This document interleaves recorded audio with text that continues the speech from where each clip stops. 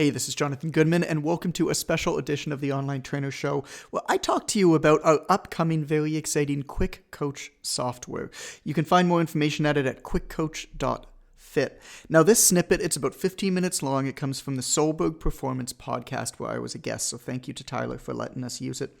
In it, I'm going to give you a little bit of background of how this product came to be, why this product came to be, the different use cases, why we decided to include or exclude certain bits, and a bit of behind the scenes of what's actually inside this thing, which I've never spoken about before. I hope that you love it. Because you have like the trainer perspective too when you build the software. What do you think like makes your software kind of, is it different than what there's currently out there, or like, what do you like most about like what you guys have created versus like maybe something else? Absurdly simple. We've taken so long and we've gone to such far reaches to act like it's day one, act like no software has ever been built before. We took a pure first principles approach. So we worked with a product innovation firm out of Boston that teaches at Harvard University to do all of our product research. And we built a lot of prototypes, did a lot of interviews. Basically, what we were trying to do was establish what the main use cases were for software. And then we just asked every single question, no matter how dumb it was, about what's there. Do we really need an exercise library? Do we need an app? I mean, these things are kind of assumed. Of course you do. Well, the answer to both of them is absolutely unequivocally not. Yeah. And what happens when you build software is anything you decide to include creates a downstream effect of other consequences. So if you include a workout library, for example, all this other stuff downstream happens. That locks you into doing things of a very specific way that make for a much worse platform. If you don't have a workout library, you're a lot more free to do things that make for a much more user-friendly program on both sides, on the trainer side, on the client side. And so we identified some really interesting use cases. I mean, stuff that we knew, but we were able to kind of put language to and use as filters. And so I'll tell you some of them. One of them is personal training is a personal service. People buy trainers, not training, and software is generally not very personal. And it's very important to maintain the personal element in the software. And so we have lots of little things that are maintaining the personal element. Another one is most trainers are not online trainers. Most trainers are not in-person trainers. Trainers need to be able to be fluid and do both, or one or the other. So our platform is built for trainers who are just online, trainers who are just in person, and trainers who do both. Another one is basically every trainer in the world builds their programming different from every other trainer in the world. But when that trainer has figured out how they build their programs, almost every program that follows a very similar format. So we built a platform that allows you to make it your own in a split second, and then it learns as you build out your stuff, and it is a learning algorithm that basically gets to know you and how you do things. That's cool. Over time. Doesn't fit you in anything. The final one is data entry, workout program data entry is actually an absurdly complicated data entry task. And the reason for that is a few reasons. There's a few things. One is there's an almost unlimited amount of variables if you think about it. Like if everybody does everything different. There's no commonly accepted nomenclature for exercises. What you call an exercise you could probably come up with 10 to 15 names for basically every exercise. Going back to the personal training as personal. I had a 67-year-old client. Her name was Kathy.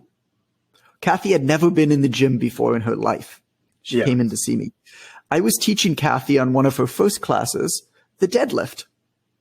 Now, I wasn't deadlifting with her. We were using a broomstick. She was pretty nervous to be in the gym. You think I'm going to call that exercise the deadlift? No. Hell no. We called it broom bum. 5 years later, Kathy's still my client. She's deadlifting 115 pounds like a freaking champ at 72 years old. You bet your ass her workout sheet still says boom bum. Trainers need to be able to make this personal. And the best way to add in an almost unlimited variation of data in a way that you make yours very, very quickly, there's no better way to do it than to enter in data into a spreadsheet. It just simply doesn't exist. We've looked at it every which way.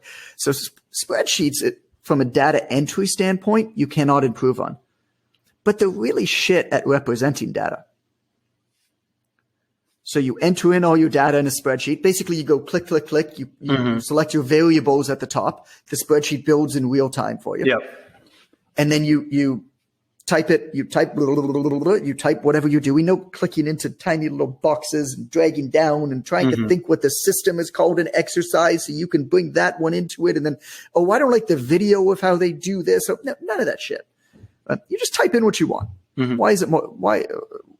Why are we making it more complicated than it needs to be? Yeah. The system then grabs this data, pulls it out into an array in the back, and translates it.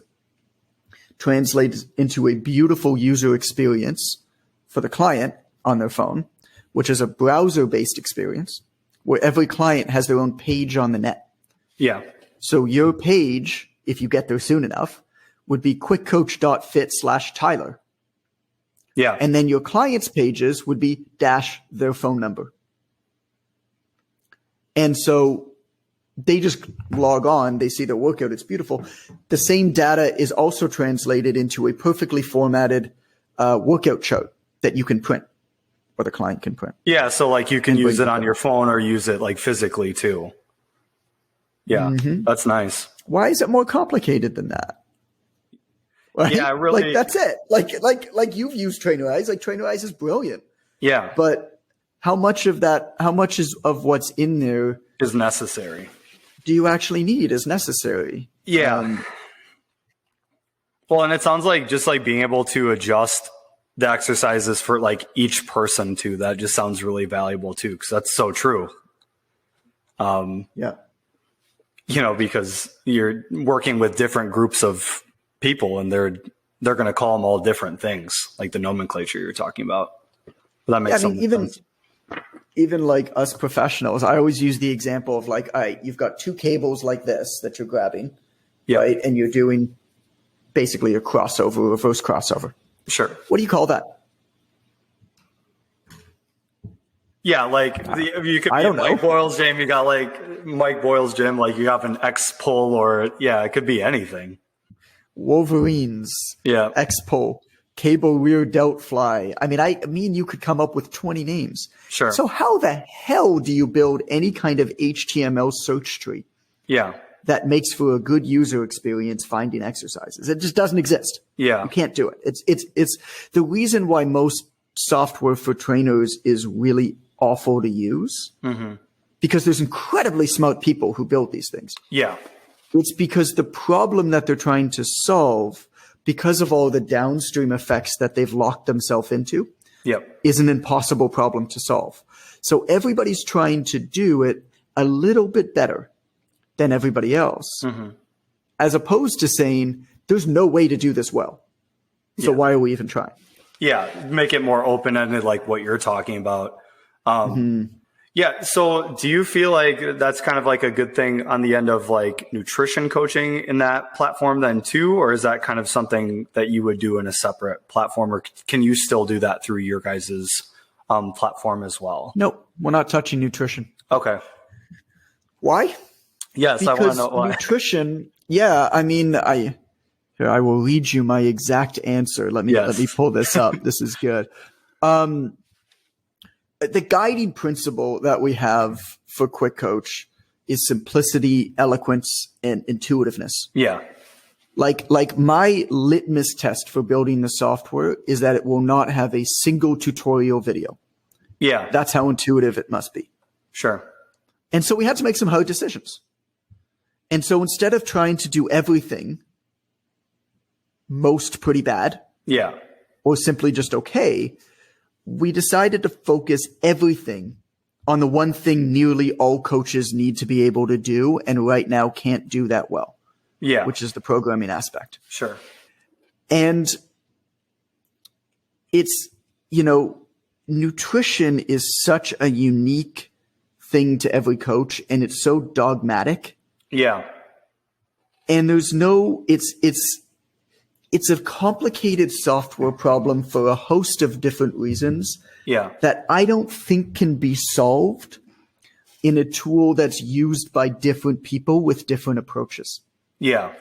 So individual companies can come out with software that does their approach really, really well. Yeah, like Precision or something like that along that. Precision Nutrition, their ProCoach software for people who want to do things that exact way is effective. For most people, it's really, really annoying. Yeah. The same thing, my buddy Mike Dola at Stronger You built their own software for their nutrition coaching company. Mm-hmm. Great. It works brilliantly for the way that they coach nutrition. But if you're going to build a tool for coaches. Yeah, like a larger audience. I totally get what you're saying now. It has to be open enough for all of them to use. And nutrition, I just don't think can be done that way. Yeah.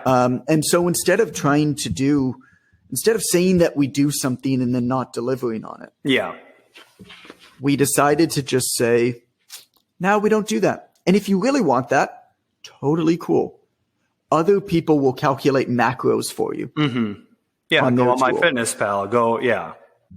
There's lots of stuff that you can do. I looked, this is not like a month journey for me, right? Building a software platform. It's been years. And the most important thing out of everything that I've read from, all the guys at Y Combinator and all of the startup associations and stuff is you got to know exactly who you're building this for and ruthlessly eliminate feature creep for other people who aren't right for your tool, but seem like you're like expanding your field. So our tool is for independent trainers. That's it. It's not for nutrition coaches. It's not for habit coach professionals. The fact that there's habit coaching software that you pay for, to me, is completely ridiculous. Yeah. Like habit coaching is like, did you drink your water today? Check off this box. Yeah. It's like, you need software to do that you pay $50 a month for? What the hell is going on? Like, I don't know. Maybe there's more to it than that. To me, habit coaching comes down to the coach being a great coach. Right. Like coaching calls less of the software piece. It's on not software. Yeah. It's not software. I do feel that way a lot of the time using Trainerize because I'm like, okay, I want to like put in the precision nutrition things like, eat more lean protein and more veggies and things like that. But I'm like, like the real conversations where the most change happens for the client nutritionally, that's always in our 15-minute conversations. That has nothing to do with, most of the time when I talk to clients, they're like, yeah, I didn't even open that up. And then I'm checking it off. I'm like, okay, well, that's great. But that makes so much sense of what you're saying, because that's something that should happen outside of the context of training in the first place. Like kind of in the same breath, but like more so in a separate, coaching call than have it creep into the programming aspect of things. Exactly. That makes a lot of sense. Yep. So when are you guys thinking about launching that then? Because you said you've been working on that for some time. Yeah, it's, as soon as we can really is the answer. Waitlist is live. So if you go to QuickCoach.fit, you can get on the waitlist. We're looking at late February for the first sort of small beta cohort. And then early March, mid-March. This is all assuming nothing goes horribly wrong.